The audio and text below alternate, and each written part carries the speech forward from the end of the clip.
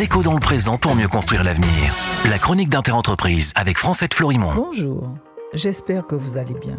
J'avais dit sur l'antenne d'ATV que je ne serais pas à l'audience pour suivre le procès de la coopérative de viande Madivial qui devait enfin s'ouvrir ce 3 novembre au tribunal correctionnel de Fort-de-France.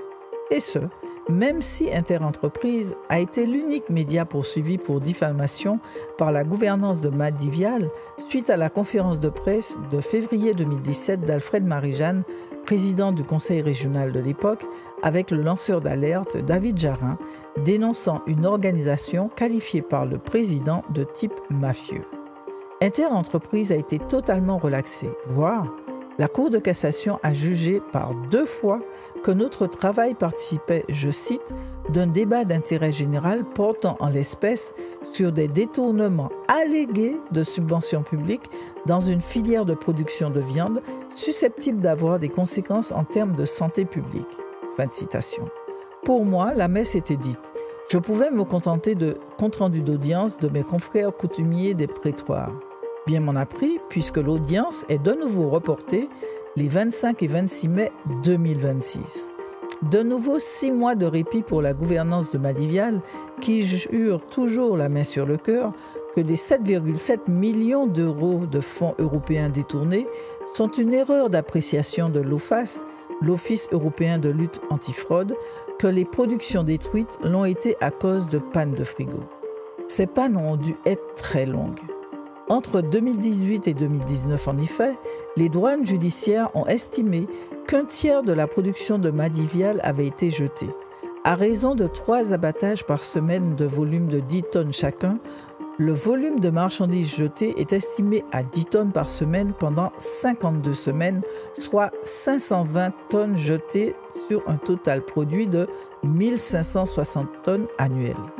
Mais cette production en principe détruite ne l'était pas vraiment puisque grâce à un welto à l'entrée du syndicat mixte du traitement des déchets de la Martinique, ces produits au délai de limite de vente dépassé se retrouvaient vendus en bord de route après un bon assaisonnement.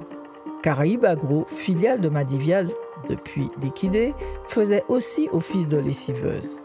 Pour bien comprendre pourquoi tout cela n'est pas joli, vous pouvez relire notre hors-série de septembre 2017 qui n'a pas pris une ride.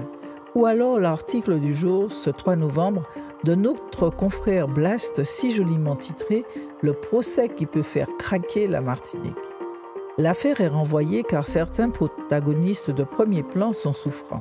Le nouvel avocat parisien de la coopérative Madivial, l'ancien directeur de la structure de l'époque des faits, véritable cheville ouvrière de ce savant montage.